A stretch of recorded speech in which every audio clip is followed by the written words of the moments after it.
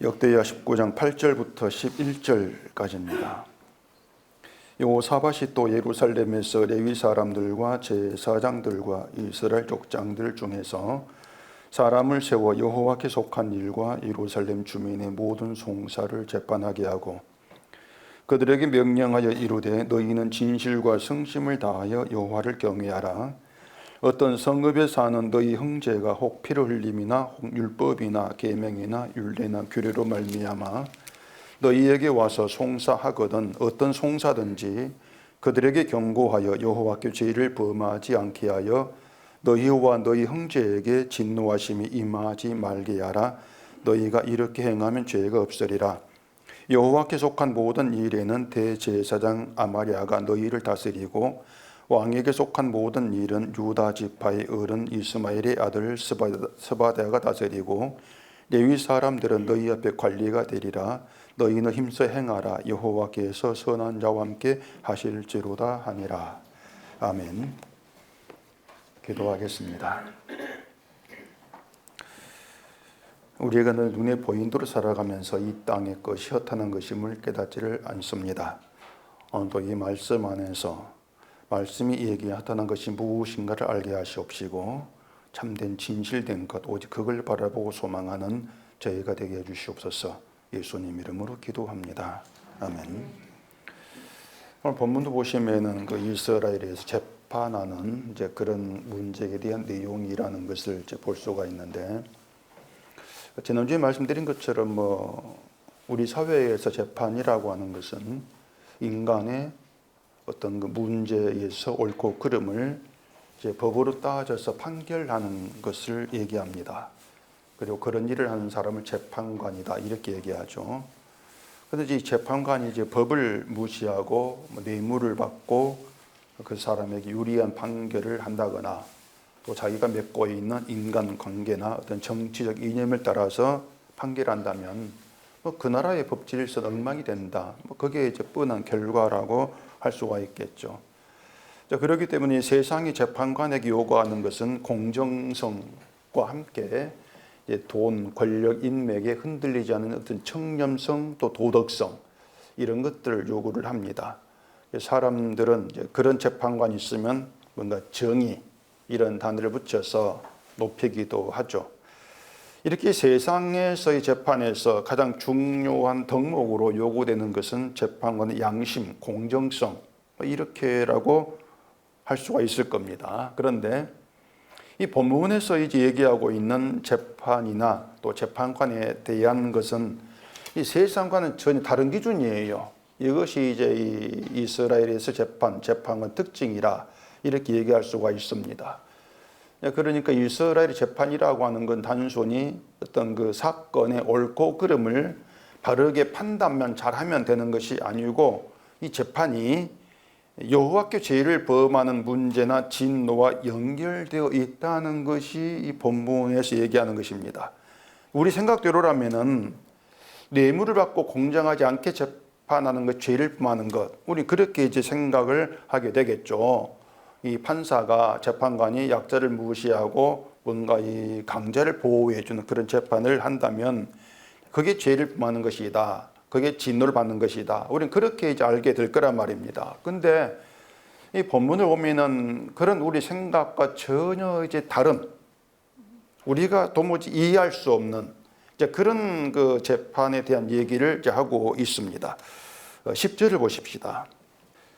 어떤 성읍에 사는 너희 형제가 혹 피를 흘림이나 혹 율법이나 계명이나 율례나 규례로 말미암아 너희에게 와서 송사하거든 어떤 송사든지 그들에게 경고하여 여호와께 죄를 범하지 않게 하여 너희와 너희 형제에게 진노하심이 임하지 말게 하라. 너희가 이렇게 행하면 죄가 없으리라.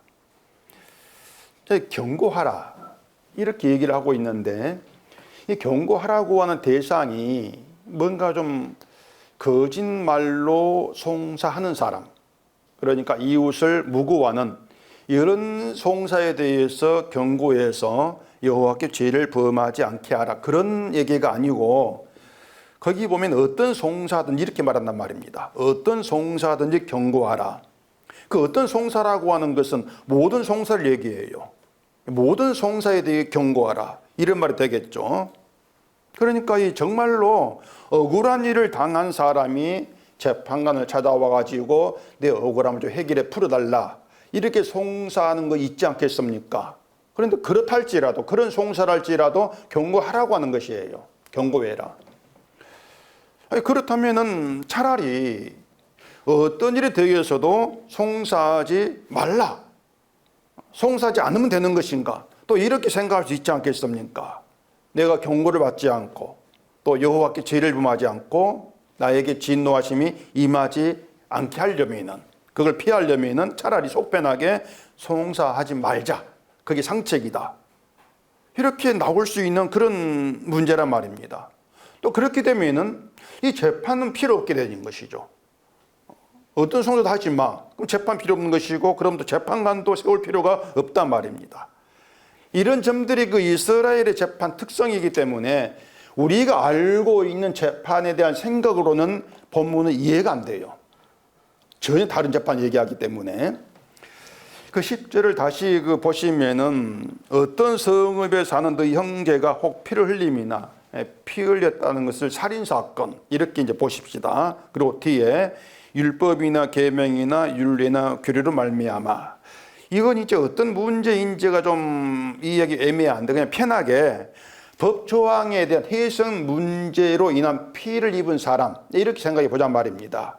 그러니까 법을 어떤 그 해석을 다르게 해석해 가지고 그것 때문에 피해를 입은 사람이 그걸 들고 나와서 송사해 달라, 이렇게 요구하는 것으로 생각해 보자고 하는 것이에요. 법이라는 그렇지 않습니까? 이걸 어떻게 해석에 따라서 때때로 나에게 유리할 수가 있고 불리할 수가 있고. 근데 이 판사가 누군가 법의 해석을 나에게 불리하게 했다. 그러면 이제 송사를 통해서 바르게 판결받고 싶다. 이런 경우가 있을 거란 말입니다. 예를 들어 그 출애굽 21장에 보면은 그 생명은 생명으로, 눈은 눈으로, 이는 이로, 이런 말이 있는데, 이 조항을 문자 그대로 적용해 가지고 어떤 사람의 실수로 뭐 다른 사람 아이를 죽게 했다. 그러면 율법을 얘기하면서 너도 나에게 죽어. 이렇게 나올 수 있단 말입니다. 그런 경우 송사해 가지고 이게 맞는가? 이렇게 재판을 하는 경우가 있을 수 있는데, 이제 그렇게 생각해 보자고 하는 것이에요. 그런데 사람이 재판관에게 이 송사를 이제 요구한다고 하는 것은 어쨌든 자기 문제지 않습니까? 내 문제 때문에 송사를 요구한단 말입니다. 물론 다른 사람이 뭐 피해를 본 억울한 사건에 분노해가지고 내가 대신 나서가지고 송사를 해 줄 수가 있어요. 그걸 그 뭐라 하더라? 그 세 글자로 오지랖 높다. 이렇게 말하죠. 뭐 그럴 수가 있단 말입니다. 이게 약자의 억울함 풀어주는 송사를 뭐 내가 또 할 수도 있는데, 근데 어떤 송사를 할지라도요, 송사를 했다면은 오직 목표는 하나입니다. 뭡니까? 이기자는 것이죠. 승소. 송사했을 때의 목표는 승소하는 거예요. 재판 이기는 거. 이 송사라고 하는 것을 내가 이기려고 하는 것이지, 나 저도 괜찮아, 또 이런 그 마음으로 하는 송사는 없을 거란 말입니다. 그러니까 내 주장이 옳다는 것을 인정받기 위해 송사를 하는 것이고, 그렇기 때문에 실력 있는 변호사를 찾는 것이고, 뭐 전직 판사, 전직 검사 이렇게 그 정관 예우 때문에 인기 있는 그런 변호사를 또 사기도 한단 말입니다. 이렇게 사람들은 어떤 송사를 할지라도 송사했다, 이겨야 돼. 이것만 생각을 하죠. 이겼을 때에 그 뭐 돈이 1조 넘게 왔다 갔다 하고, 무슨 말인지 아시겠죠? 그런 게 있단 말이에요. 자, 그러면은 그 10절에서 말하는 어떤 송사, 이 말에는요, 이기려고 재판관에게 송사한 사람들, 이기겠다는 그 목표를 가진 사람들, 이런 사람들을 의미하는 것으로 이렇게 볼 수 있단 말이에요. 그러면은 그렇게 내가 옳아, 내가 이겨야 돼, 이렇게 송사하는 그들에게 경고해서 여호와께 죄를 범하지 않게 하여, 이렇게 말한단 말입니다. 그게 뭔가 하면은 자신이 승소할 것만 생각을 하고 오직 승소하는 것, 이기는 것, 이것만 목적으로 송사하는 그들에게 경고해서 죄를 범하지 않게 하라, 이런 뜻의 말이 된다고 하는 것이에요. 바꾸어 말하는 이런 뜻입니다. 승소만을 위해서, 내 정당함만을 위해서 송사하는 것, 이것이 여호와께 죄를 범하는 것이다. 그리고 그들에게 하나님의 진노가 임한다. 그 뜻이란 말입니다. 그렇기 때문에 송사가 바른가 옳은가 이건 의미가 없어요. 어떤 송사할지라도 내가 정당하니까 이기겠다, 이런 생각이 나오는 것이기 때문에 이게 죄를 범하는 것이야. 이렇게 되어진단 말입니다. 그래, 이런 말이 참 이해하기 어렵다는 얘기예요. 분명히 송사는, 재판은 승소가 목적이고, 근데 그게 죄가 되는 것이라면은 그러면 이 승소를 왜 하냐? 이렇게 우리는 이제 생각해 볼 수 있다는 얘기예요. 그런 송사를 도대체 무슨 이유로 할 수 있겠는가? 다 포기해야 되는가? 이렇게 나오는 것이죠. 그리고 또 승소를 목적으로 송사하는 그런 사람을 경고하라면 도대체 뭘 경고하는 뜻이냐? 뭘 경고하라는 것이에요? 이기지 마쳐. 또 이런 식의 경고를 하라, 그 뜻이 되겠습니까? 그건 말이 안 되는 거예요. 이기지 마, 이런 경고는 말이 안 돼요. 왜 그런가 하면은 송사에는 송사를 청원한 원고가 있고 또 송사의 대상이 피고가 있습니다. 원고 피고 양쪽 다 이긴다거나 양쪽 다 패소하는 그런 송사 없지 않습니까? 한쪽이 승소하고 한쪽은 반드시 패소하게 되어 있습니다. 이게 송사란 말입니다. 송사가 무슨 게임도 아니고 양쪽 무승부 이런 거 없어요. 때문에 지금 우리는 우리가 알고 있는 것과는 전혀 다른 지금 송사 이야기를 듣고 있는 것이고, 이러한 송사를 하는 이스라엘도 참 특이한 나라다, 이렇게 얘기할 수 있단 말입니다. 그리고 그렇게 특이한 이스라엘이 결국에는 세상 속에 있는 성도라는 사람들 가리킨다. 이런 점에서 성도는 세상에서 다른 특이한 존재로 살아가요. 이게 나중 결론이 이렇게 연결된단 말입니다.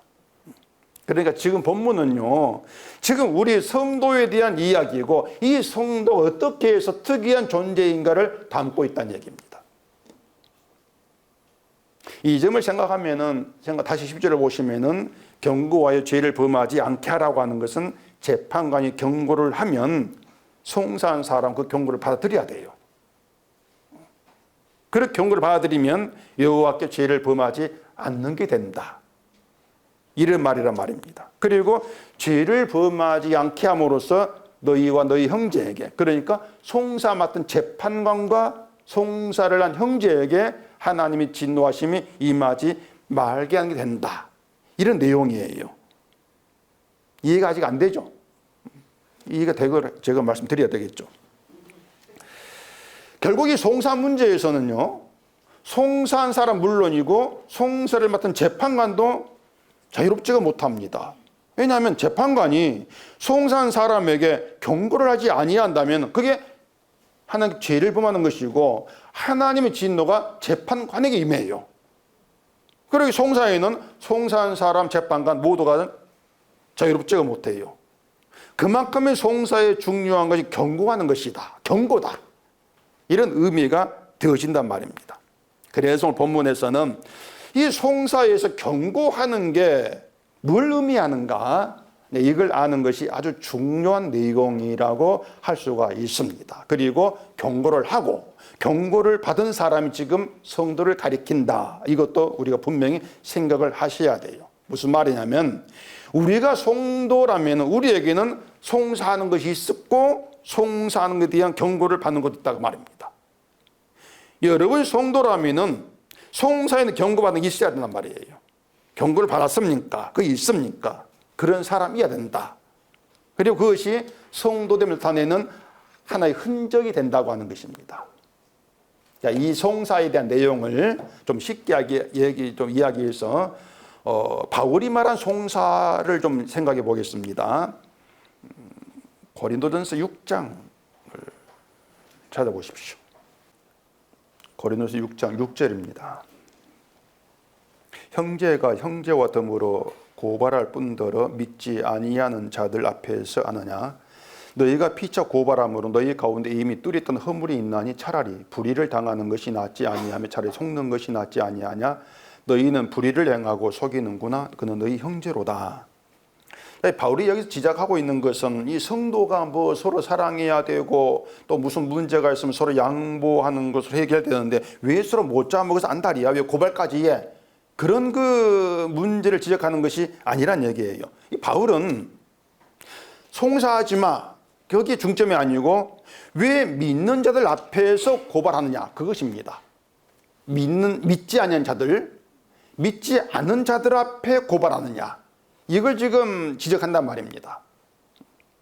그 앞 1절 보시면은 구태에 불의한 자들 앞에서 고발하고 성도 앞에서 하지 아니야 이렇게 말한단 말이에요. 그래 고발하지 말라는 게 아니고 성도 앞에서 하라는 거예요. 성도 앞에서 교회에서 고발하라 이런 의미란 말입니다.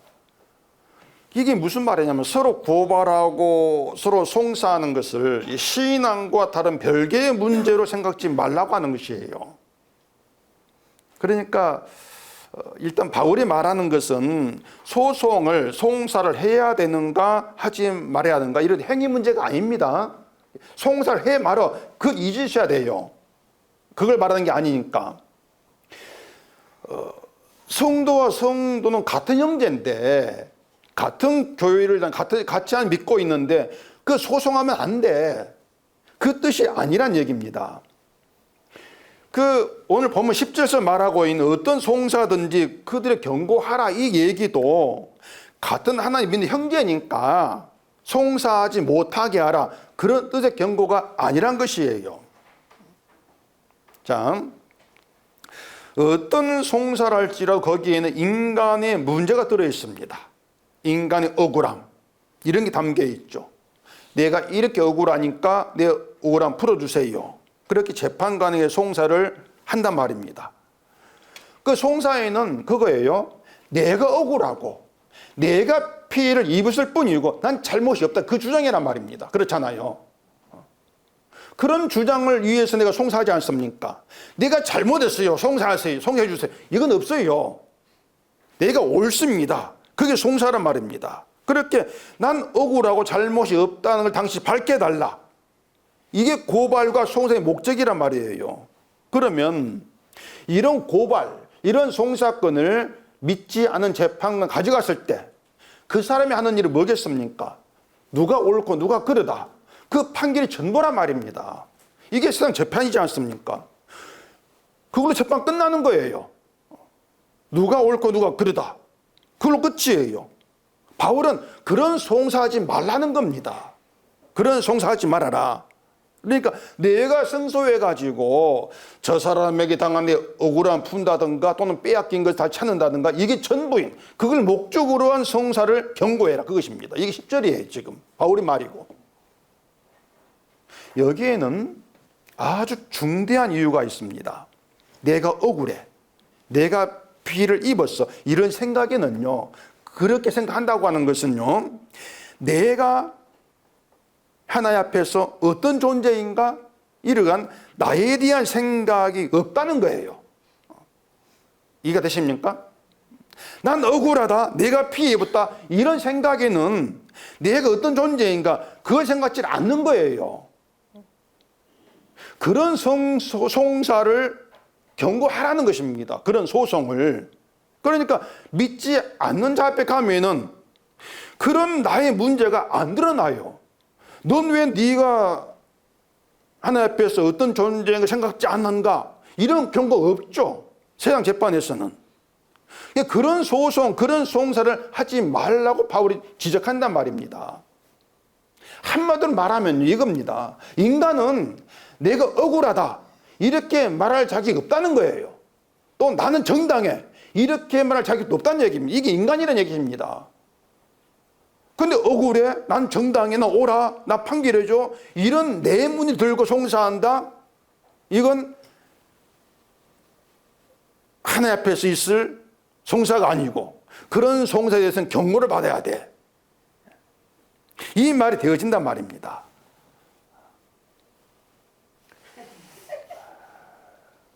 오늘 제가 알겠는데 이걸 좀 우리가 여러분이 아실 게 뭔가 하면은 인간은요 하나님 앞에서 인간 생각하면 인간은 오로지 하나님께 송사를 당해야 될 사람들이에요.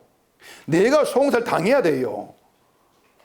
자기를 그렇게 바라보는 게 성도란 얘기입니다. 내가 송사를 당해야지. 내가 정당하다고? 내가 억울할 게 뭐가 있어? 이렇게 자기를 바라보는 게 성도이기 때문에 이 성도는 아무리 억울하다고 생각되는 문제가 있다 할지라도 자기 그런 문제를 믿지 않은 사람들이 가져가지 말아라. 왜냐? 가져가 봐야 누가 옳고 누가 그러다 이것만 나올 뿐이지 네가 옳다고 생각, 네가 잘못했어, 그게 문제야, 이런 경우는 없다 그거예요. 그러면은 성도에게 있어야 될 유익은 없다 그것입니다. 아직 이해가 안 되시죠? 좀 더 들어가 보십시오. 더 지나가면 이해가 될 것입니다. 믿지 않는 사람이라고 하는 것을 단지 교회에 다니지 않는 사람 그렇게만 생각하시면 안 돼요. 하나님을 모르고 인간을 알지 못한 사람으로 생각을 넓혀야 된단 말입니다. 하나님 모르는 사람에게, 인간을 모르는 사람에게 송사를 가져갔을 때 내가 들을 수 있는 말은 네가 이겼어, 네가 졌어, 이게 전부이지 본문에서 말하는 하나님을 알고 인간을 아는 재판관의 경고는 들을 수가 없다. 이게 중대한 문제라 그것입니다.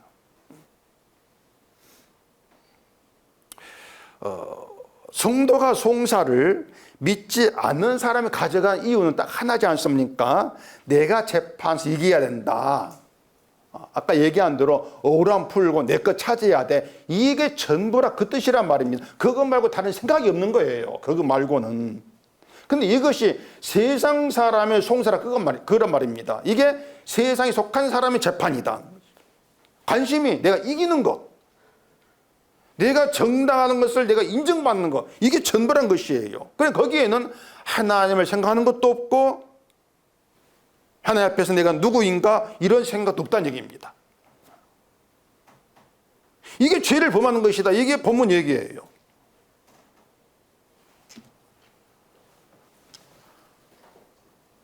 이렇게 말하면 뭐 송사를 하는데 그런 생각까지 할 필요가 있습니까? 이런 의문이 들 수가 있는데 그런 지금 이 문제가 뭔가 하면은 세상에 속한 사람인가 아니면 예수께 속한 사람인가를 드러내는 다른 점이라고 생각해야 될 문제란 얘기입니다. 자, 바울이 지금 이 송사 문제로 책망하는 교회가 고린도 교회이지 않습니까? 고린도 교회인데 이 고린도 교회에 지적한 처음 문제가 뭐였습니까? 분파였어요. 1장에 나온 게 분파 문제 지적이 있습니다. 이 분파라고 하는 것은 난 바울파다, 난 아브롤파다, 난 게야파, 난 그리스도파다 이렇게 이제 나눠졌단 말입니다. 그걸 책망했단 말이에요. 교회에 그런 분파가 있다고 하는 얘기가 뭔가 하면은 분파라고 하는 것은요, 서로가 내 믿음이 우월하다고 하는 것입니다. 자기를 높이는 거예요. 그러니까 바울의 믿음이 더 낫다, 바울이 더 위대한 사람이야, 그렇게 하면서 바울을 높이면서 바울에게 나 속겠다는 것을 나 높이는 것이죠. 또 다른 사람 아니야, 아볼로가 더 위대해, 아볼로를 높이는 거죠. 그러면 아볼로에게 속했어, 그걸로 내 믿음이 내가 더 낫다. 이게 서로 싸운단 말입니다. 이게 분파예요. 그러니까 분파가 있다는 게 뭔가 하면은요, 팝을 나빠 그 뜻이 아닙니다. 분파가 있다는 것은 서로가 나름대로 신앙생활을 잘하고 있어, 내가 그렇게 고집하는 그런 사람이었다고 하는 거예요. 내가 더 신앙이 좋아. 그게 분파 음해란 얘기입니다. 이해가 되십니까? 예. 근데 이것이 뭐 고린도 교회만 그러겠냐 말이에요. 사람이라고 하는 것은 모두가 자기 믿음이 좋다고 생각을 합니다. 교회를 1년 내내 빠지고 잘 나온 사람, 아니면 한 달에 한두 번 나온 사람, 아니면 그것도 안 된 사람, 1년에 한 번 나온 사람, 이걸 비교하면서 믿음에 뭐 차별이 없어? 그건 거짓말이에요. 저 사람보다 그런 내 믿음이 낫지 않는가, 그렇게 자기를 높인단 말입니다. 그러면은 교회에 분파가 없는가? 분파가 다 있어요. 뭐 목사파, 장로파 이게 없다 할지라도 내가 내 분파예요. 내가 지금 여기 한 50명 되나? 50명이 다 분파란 말입니다. 다 자기 좋다고 나오고 자기 잘다고 하고 있단 말이에요. 근데 우리가 성경을 통해서 알게 된 믿음이 그런 게 아니지 않습니까? 자, 보세요. 믿음이 여러분을 높여준다든가 여러분을 자랑합니까? 믿음이? 아니에요. 우리는 믿음이 교회를 다니거나 신앙생활 하는 게 아니라고 들었습니다. 그게 우리가 들어왔던 믿음이라는 얘기예요. 내가 믿음 만들어내는 것도 아니고 그래서 이건 내 믿음이야. 이렇게 믿음을 내 것으로 얘기할 수도 없다고 들었단 말입니다. 바울이 말한 대로 믿음은 죄로 인해 진노를 받아야 될 사람에게 은총으로 준 선물이다. 이렇게 들었잖아요. 믿음은 끝까지 내 것이 아니에요. 하나님의 선물이지. 때문에 그 믿음, 내 것이 아닌 믿음을 가지고 나를 자랑할 수 없다. 그게 바울이 말하지 않습니까? 내 믿음이 아닌데 어떻게 나를 자랑합니까? 그런데 고린도 교회처럼 바울, 아볼로 특정한 사람을 높이고 내가 그 사람 편이다. 그 사람 편에 있어서 이걸 가지고 내가 우월하다.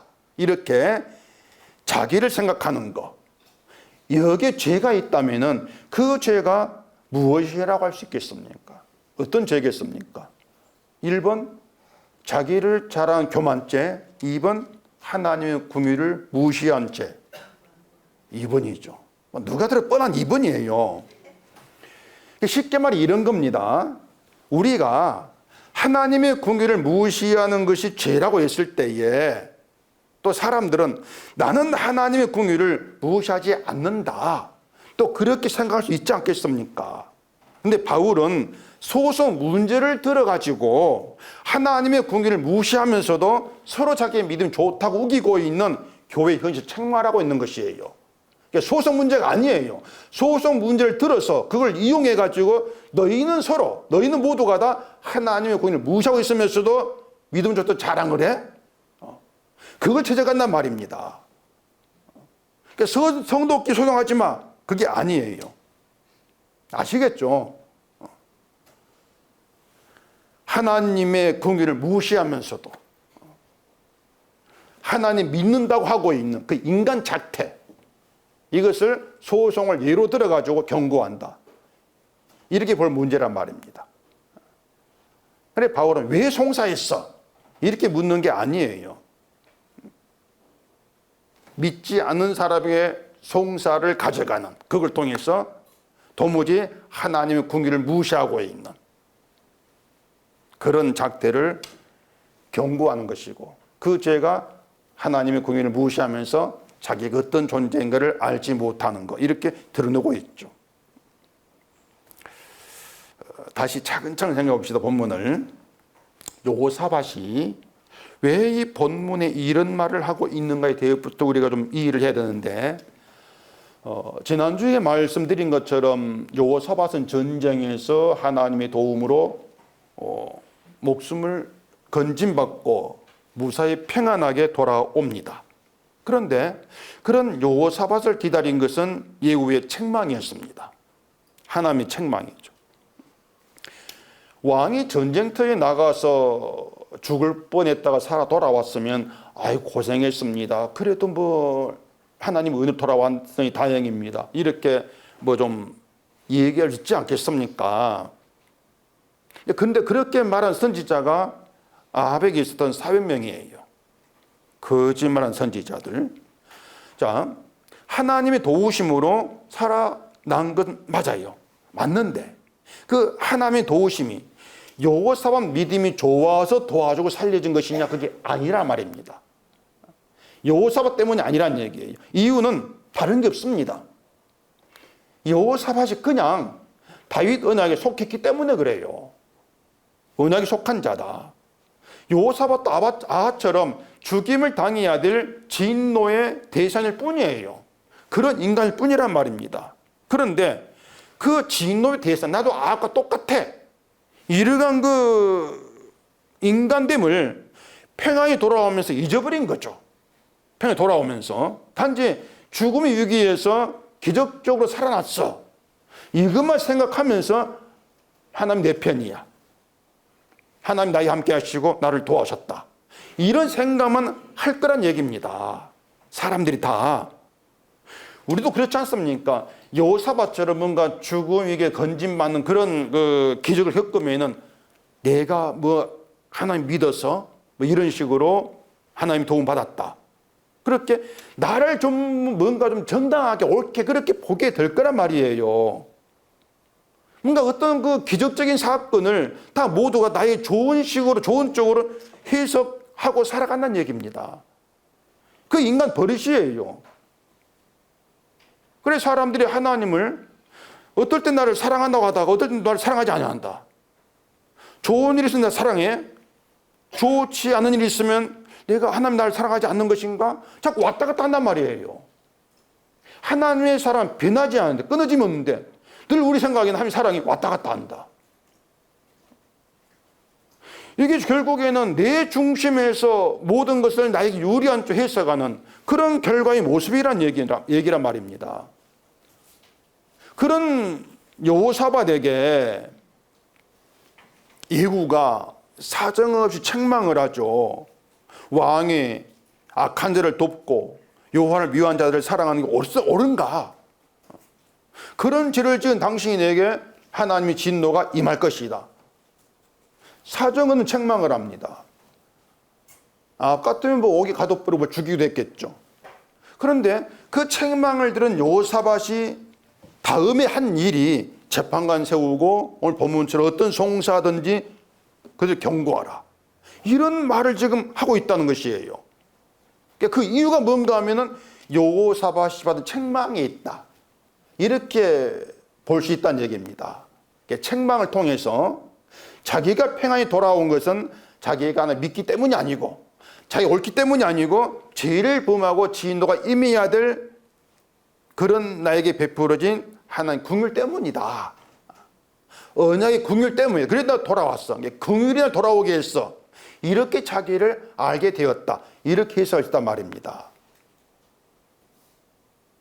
그러니까 이 책망이라고 하는 것은 죄를 지적해서 야단치고 다음부터 죄 짓지 마. 이게 목적이 아니에요. 너는 누구이고 너를 살게 하는 것이 무엇인가 이걸 알게 한 취지가 담겨있는 게 책망이란 말입니다. 죄를 드러냄으로써 네가 지금 살고 있고 너를 살게 하는 것은 하나님이 긍휼히 여기신 그 은혜 덕분이지 네가 옳다거나 네가 믿음이 좋다거나 그 덕분이 아니다. 이걸 깨닫게 하는 게 책망의 취지다. 이해가 되시죠? 그런 점에 성도는요, 그 책망을 품고 살아간 사람이에요. 내가 잘못 있을 때만 받는 것이 아니고 늘 성도는 책망을 품고 살아가요. 난 옳지 않은, 난 옳다고 할 사람이 아니구나. 그게 성도예요. 교회를 다니고 뭐 하나님 믿고 좋은 일에 봉사하고 그런 이미지 다 지워버리고요. 죄에 대한 책망, 하나님의 경고를 속에 품고 살아간 사람이 성도다. 그렇게 생각해야 한단 말입니다. 그런데 이제 주의할 게 있습니다. 뭔가 하면은 이 책망을 넌 죄인이야. 그 사실을 드러내고 난 죄인입니다. 이걸 품고 살아가는 이게 전부가 아니란 얘기입니다. 그게 책망의 취지가 아니에요. 책망을 그렇게 이해를 하게 되어지면은요, 난 죄인이다. 이런 고백을 했다는 그것으로 난 옳아. 또 그렇게 주장하게 되겠죠. 책망은 우리의 시선을요, 죄로 인해 진내가 임해야 될 자에게 베풀어진 하나님의 긍휼, 하나님의 것이 있어. 그렇게 하나님께로부터 나온 것으로 시선을 돌리게 합니다. 근데 그것이 하나님께로부터 나온 것이 긍휼이다. 이걸 깨닫고 그 긍휼에 감사하게 하는 것까지 나아가야 돼요. 그게 책망을 품고 살아가는 성도 됨이라는 얘기입니다. 그래서 책망을 품고 있는 성도에게 내가 옳고 내가 피해자고 내가 정당하고 난 억울하고 이게 어울리지가 않아요. 아시겠죠? 그게 책망을 품고 성도에게는 어울리지 않다는 얘기입니다. 그런 점에서 성도가 나의 정당함을 풀기 위해서 송사를 한다고 하는 것은 하나님 앞에서 범죄한 자로 책망을 받아야 되고 진노가 임할 자가 나라고 하는 그런 생각이 없다는 이런 의미가 되어진다는 말입니다. 왜냐하면 하나님 앞에 나를 생각하면 난 억울해. 이렇게 말할 거 없으니까 그렇단 말이에요. 그래서 송사했을 때에 바로 그런 점에 대해서 경고를 받아란 얘기입니다. 근데 그런 경고가 믿지 않는 사람에게 송사 가져가면은 없다는 얘기예요. 오히려 승소하게 되어지면은 봐라, 하나님 너희가 옳다는 것을 인정했잖아. 또 이렇게 자기 주장을 하게 되겠죠. 마치 여호사밧이 평안히 돌아오는 그런 마음 상태가 될 수 있다는 얘기입니다. 그런데 그것이 여호와께 죄를 범하는 것이고 진노가 임하는 것이다. 이게 지금 여호사밧, 책망을 경험한 여호사밧이 얘기가 되는 것이에요. 이게 경고의 의미가 되는 거죠. 그러니까 경고는 소송하는 네가, 정당하다고 소송한 네가 하나님께 소송당해야 될 그런 악한 자야, 정당하지 않은 자야, 이걸 생각하라는 그런 의미의 경고로 이 일을 하자는 얘기예요.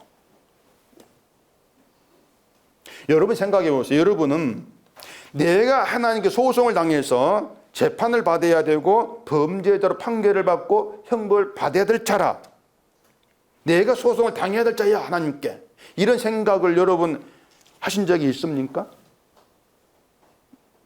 죄인이라고 말은 하지만은 내가 소송을 당할 자야, 내가 뭐 억울하다고 할 것이 아무것도 없는 사람이다, 이런 생각까지는 아마 나가지 않을 거예요. 근데 오늘 본문을 통해서, 오늘 이야기를 통해서 좀 그런 자리에 좀 나가자, 그런 얘기입니다. 내가 소송을 당할 자라는 거. 하나님이 우리를 어떻게 얘기하는지, 어떤 범죄를 말하는지 성경으로 좀 확인해 보십시다. 말라기 3장입니다. 구약 맨 끝에 있죠. 말라기 3장 8절입니다. 사람이 어찌 하나님의 것을 도둑질하겠느냐? 그러나 너희는 다의 것을 도둑질하고도 말하기를 우리가 어떻게 주의 것을 도둑질하였나이까 하는도다. 이는 곧 11조와 봉헌물이라. 너희 곧 온 나라가 나의 것을 도둑질하였으므로 너희가 저주를 받았느니라. 자, 말라기는 구약 끝인데 이 구약 성경 끝이 인간은 도둑놈이다, 이래 끝난단 말입니다. 하나님의 것을 도둑질했다는 것이에요. 이렇게 말하니까 사람들은, 아니 우리가 어떻게 주의 것을 도둑질했습니까? 이렇게 대든단 말입니다. 우리도 그렇지 않겠습니까? 여러분 기억에 하나님의 걸 도둑질한 적이 있습니까, 여러분? 있어요? 없잖아요. 아니 우리가 착시 살고 있는데 뭘 하나님의 걸 도둑질했습니까? 근데 이제 본문에 말한 것처럼 또 한국교회가 도둑질한 것을 11조와 봉헌물로 얘기하지 않습니까? 목사들이 이 구절을 11조 안 하는 것을 도둑질하는 것으로 말하면서 저주받는다, 협박을 한 걸 있음을 여러분 아실 거예요. 말짱 거짓말입니다. 11조 하지 않는 게 도둑질이라면 간단히 해결됩니다. 하면 돼요. 그러면 도둑질 하지 않는 게 되지 않겠습니까? 도둑놈이 안 된단 말입니다. 합의 된단 말이에요. 근데 이스라엘이 11조를 잘 해왔지 않습니까? 잘 해왔어요. 이걸 생각을 하면은요, 11조를 하지 않는 걸 도둑질로 말한 게 아니고요, 11조를 하는 걸 도둑질로 얘기한단 말입니다. 11조 하는 도둑놈이에요. 아니, 큰일 나서 성금 막 떨어지겠네. 11조 하는 도둑놈. 잘 들으셔야 돼요. 자, 이스라엘이 11조를 하면서 그런 자신을 어떻게 생각했겠습니까? 쉬워요. 난 11조 하니까, 율법대로 실천하고 있으니까 난 바르다, 믿음이 바르고 정당한 사람이야, 이렇게 자기를 여겼단 말입니다. 이게 예수님 시대에 바리새인들의 자기 인식이지 않습니까? 11조 잘한다, 그걸 자랑한단 말이에요. 내가 오라. 그러니까 11조의 행위를 가지고 자기를 정당하고 의롭고 믿음 좋고 이렇게 생각한단 말입니다. 다르게 구제를 한다? 그럼 우리는 구제하는 것으로 난 선해, 난 의로워, 이렇게 나를 볼 거란 얘기예요. 근데 그것이 하나님의 걸 도둑질한 것이다. 왜 그런가 하면요, 자, 여러분 들으세요. 정당하다, 의롭다, 옳다, 선하다, 이 모든 것들은 인간의 것이 될 수가 없어요. 누구 겁니까? 하나님의 것입니다. 하나님에게만 해당되는 게 정당하다, 의롭다, 옳다, 선하다 이런 말이에요. 인간에게는 그런 게 해당되지가 않아요. 그런데 11조에 넣고 난 옳아 이렇게 해버리면은 하나님의 것을, 옳다는 건 하나님의 것인데 하나님의 것을 내가 도둑질한단 말입니다. 그런 의미란 얘기예요. 돈 안 내는 거 신경 쓰지 마세요. 하나님 그런 신경 쓰지 마세요. 더 도둑질이 있는데. 자, 그런데 도둑질을 했다고 해서 그게 내 것 됩니까? 안 돼요. 내가 남의 훔쳐왔습니다. 훔쳐와서 내 품에 있으니까 내 것이다. 안 되죠. 끝까지 도둑질 하는 거예요. 남의 걸 도둑질은 남의 것일 뿐이란 말입니다. 우리가 그러니까 정당하다, 옳다. 이것도 그런 것이에요. 우리가 아무리 11조하고 구제하고 봉사하면서 믿음이 선하고 바르고 정당하고 주장한다 할지라도 그건 도둑질한 것을 내 것으로 우기는 것이 될 뿐이란 말입니다. 내 것 인정이 안 돼요. 도둑질한 것이지. 그런 점에서 지금의 교회는 도둑놈의 소굴입니다. 지금의 교회가. 그 속을 들어가가지고 너희는 하나님의 것을 도둑질한 도둑놈이다. 그러면은 우리가 언제 도둑질했는가? 돌 따라옵니다. 그렇게 스데반 죽었지 않습니까? 예수님이 십자가 못 박히시고 죽임을 당한 선지 사도가 다 그런 이유로 죽은 거예요. 자, 이 성경이 구약이 도둑놈으로 끝나겠습니다. 그런 신약은 어떻게 시작합니까? 도둑놈으로 시작해요. 그게 인간이라는 것입니다. 도둑놈이 나중에 뭐 개가 천선해가 선해진다? 그건 없어요, 성경에. 그런 인간 없단 말입니다. 인간은 끝까지 하나님의 것을 내 것으로 자꾸 도둑질해서 내 것 삼으려고 해요. 그렇게 주장하고 있는 것이고요. 그걸 책망을 하는 것입니다. 그래서 나가 옳다 이렇게 송사하는 것은 바로 그런 인간됨을 놓치는 것이죠. 그런 점에서 경고해라. 그게 죄를 짓지 않는 것이다. 이렇게 말하고 있는 것이에요. 본문 8절 봐보십시다.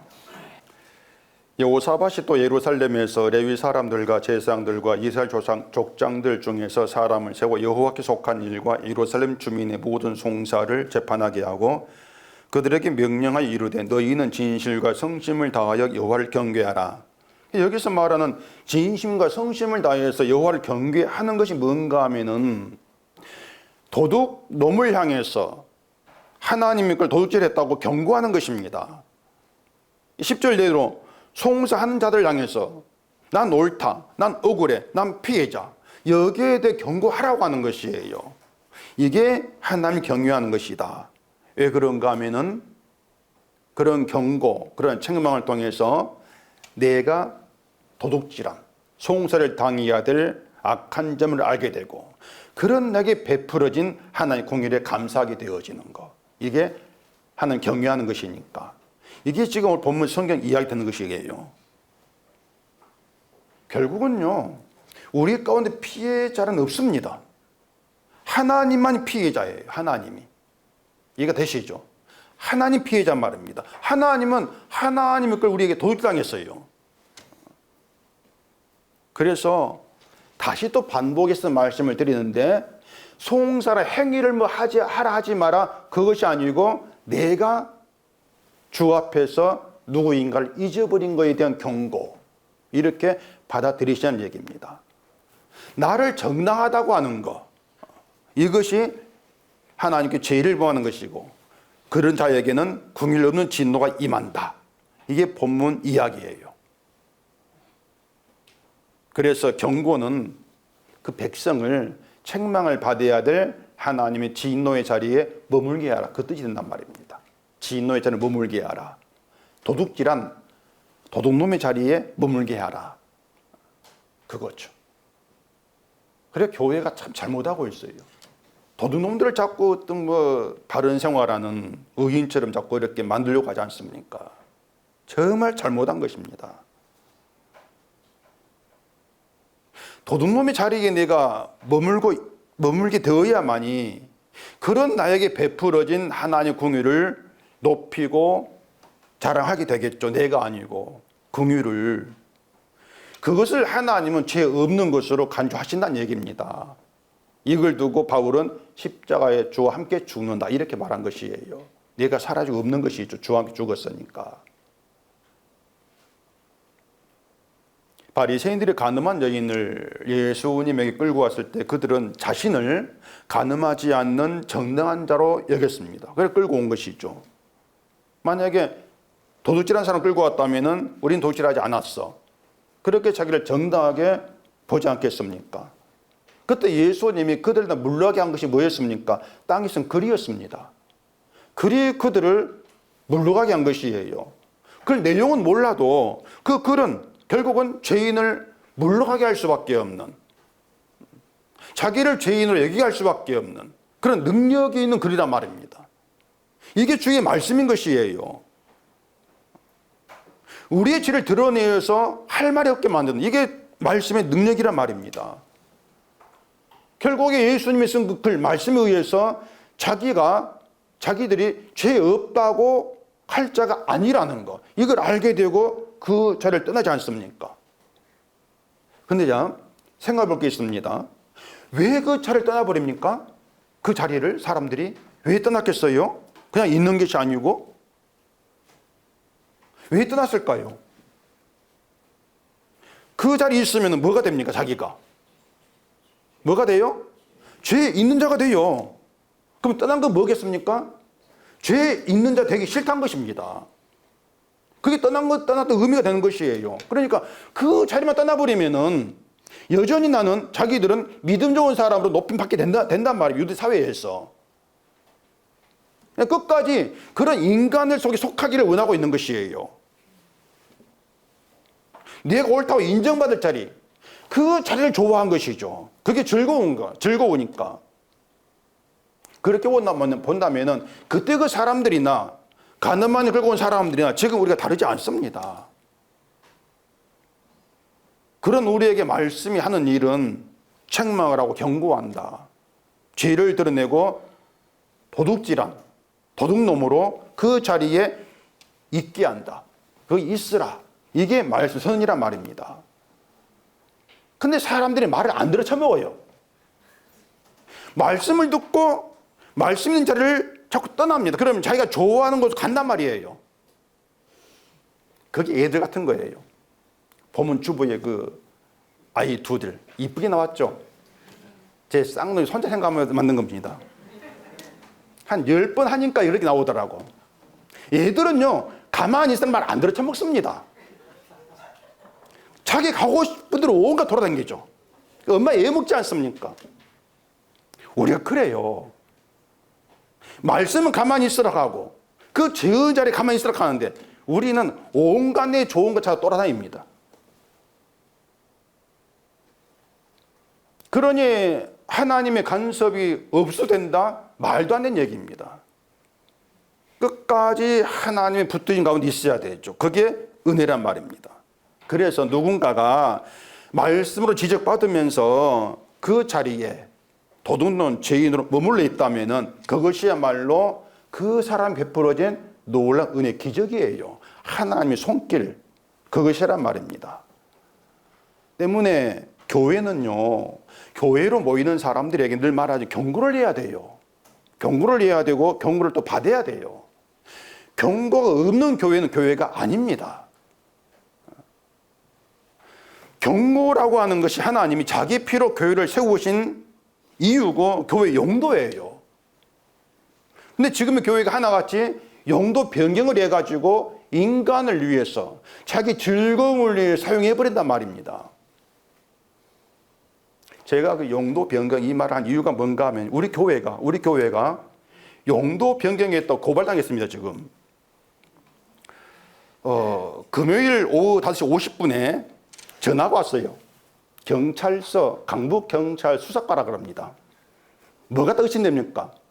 보이스피싱이죠. 아, 이건 보이스피싱이다. 듣고 제가 그렇게 확신해버렸어요. 그래서 요즘 캄보디아 문제 시끄러운데 뭐 화가 난 거죠. 남 등쳐서 뜯어먹으려니까 화가 나가지고 수사감리 하니까는 무슨 일인데요? 화가 나가지고 이렇게 제가 얘기했습니다. 그 사람이 하는 수사관이 하는 말이 우리 교회가 용도 변경으로 고발 들어왔는데 교회 건물주가 누굽니까? 교회 건물주는 교회다. 이렇게 했더니 그럼 대표자 이름을 알려달라. 내 이름 알려달라는 것이죠. 안 알려줬어요. 그러면서 아니 교회를 어떤 용도로 변경했던 고발인가 그 내용을 알려달라 했더니 그건 모른다는 겁니다. 그걸 왜 몰라? 그러면서 당신 보이스피싱이지? 아닌데요. 아니 경찰서 맞다고. 그래 제가 전화 받으면서 컴퓨터에서 강북경찰 수사과 전화번호를 검색했습니다. 그랬더니 그 3889기 나오는데 저에게 온 전화번호 9하고 달라요. 당신 전화 끊고 내가 전화를 받으라 했더니 또 받네? 그래서 생각나는 것이 요즘에 보이스피싱은 변조기를 해가지고 번호 받는다 또 이 생각까지 나오는 것이죠. 제가 너무 많이 알고 있었어요. 그래서 또 아닌데 보이스피싱 같은데 그러면서 이제 안 들려주고 그냥 알아서 끊어버렸습니다. 끊어버리고 그 구청 건주까지 제가 전화를 했죠. 그랬더니 담당이 없다고 하고 그 사람이 우리 교회 주소를 물어봐서 알려줬더니 아니 아무 이상이 없는데요 그래요. 그래 또 제가 화가 나가지고 또 전화했죠. 수사과에. 또 그 사람 또 받아요. 봤더니 그 사람이 자기가 고발한 사람에게 알아봤더니 용도 변경 내용이 제가 그걸 듣고 황당해가지고요. 용도 변경이 노래방이라는 겁니다. 2층을 노래방으로 용도 변경했다. 그러면서 2층 지금 뭘로 사용합니까? 예배당이다고. 다른 거 사용하지 않습니까? 예배당 그대로입니다. 노래방 한 적도 없습니다. 그러면서 이제 제가 이제 보이스피 아닌 거 좀 알겠습니까? 그래서 조금 믿을만하다고. 그렇게 해서 이제 뭐 또 그 문서를 보낼 건데 뭐 누구한테 보내야 되는가 그러면서 저한테 보내라고 제 이름 알려주고 했는데 그걸 끊었는데 아니 왜 노래방 용도 변경이 나오냔 말이에요. 그래서 우리가 뭐 드럼 치고 막 요란하게 노래 부르는 것도 아니고요. 그냥 예배 시간 노래 부르는 것 뿐인데 그래서 우리 교회 예배 그 노래 부를 때 찬송을 제일로 목사 그 이승희 장로님인데 아니 그 목사 커가지고 그런가 별 생각이 다 났습니다. 어쨌든 뭐 나중에 문서가 오겠죠. 뭐 조사 나오라 하든가 간에 아니면 누가 괜히 심통 부려가지고 고발했던지 간에 노래방은 이 사람들이 즐기는 곳이죠. 그렇게 보면 교회가 노래방으로 용도 변경된 것은 맞지 싶은데 지금 교회가 근데 돈을 안 받아도 박수치고 신나게 노래 부르지 않습니까? 돈 받구나 헌금 돈 받구나. 그걸 보니까 교회가 노래방으로 용도 변경된 거 맞구나 인정이 됐어요. 사실은 우리 교회도 그런가. 교회 용도는 책망입니다. 끝까지 그걸 놓치면 안 돼요. 교회 용도는 사람의 즐거움을 위해서 있는 게 아니고 책망, 경고를 위해 교회가 세워졌다. 경고를 통해서 죄인 자리에 머물게 하고 그 죄의 자리에서 하나님께로 베풀어진 그것을 알게 하고 오직 그것만으로 감사하게 하는 이게 교회 용도다. 이게 하나님 뜻이다. 이 점을 놓치면 안 되는 거예요. 책망이 있어야 죄인을 부를 때 그 부른 소리가 나를 부른 소리가 알 것 아닙니까? 난 오라 이리 알고 있으면 죄인 부를 때 이건 내 부른 소리 아니네 이렇게 들을 거 아니야 듣지 않을 거냐 말이에요. 예수님은 죄인을 부르러 오셨다고 하니까 그 부른 소리 들으려면 죄인으로 있어야 돼요. 그렇게 우리 죄인 많은 것이 경고, 책망이란 얘기입니다. 이게 본문 얘기예요. 경고하는 얘기. 그래서 말씀이 책망이 되고 그 말씀에는 정당하다, 난 옳다, 인식이 다 무너지고 죄만 남는 그런 자리에서 하나님의 긍휼을 바라게 되고 그 긍휼로 감사하고 기뻐하는 그런 성도로 살아간다는 거, 그런 성도로 살도록 간섭받고 있다는 거, 내 간의 죄가 인정되어지고 주 앞에 나오게 되어진다는 거, 이런 모든 것들 하나하나를 하나님의 간섭으로 하나 일하시고 이렇게 보자는 얘기입니다. 그러면은 세상 것이 사실 좀 없고 부족하다 할지라도 괜찮은 거예요. 그건 사소한 것들이고, 단지 믿지 않는 사람이 알 수 없는 그 긍휼에 내 시선이 향하더라, 나도 모르게 향하더라. 오직 그런 나의 됨으로 가지고서 감사하고 기쁨이 있게 되어진다는 얘기입니다. 그들을 성도 이렇게 말하는 거예요. 그러니까 늘 하나님 말씀이, 주의 말씀이 능력이 되어서 책망으로 다가오게 되어지고 그 책망 가운데에서 죄인임을 알게 되어진 이 기쁨이 저와 여러분께 되어지기를 바랍니다. 기도하겠습니다. 우리 아버지 하나님, 인간의 인간임을 알지 못하고 오직 나의 정당함, 나의 옳음을 위해 살아가는 것이 우리이고 이게 죄란 사실을 말씀 통해 알게 하시니 감사합니다. 이 말씀이 그냥 능력이 되어서 우리 죄가 드러나고 그 죄의 자리에서 십자가로 베풀어진 하나님의 용서의 은혜, 긍휼을 바라보고 거기 기쁨이 되는 우리가 되게 해주시옵소서. 예수님 이름으로 기도합니다. 아멘.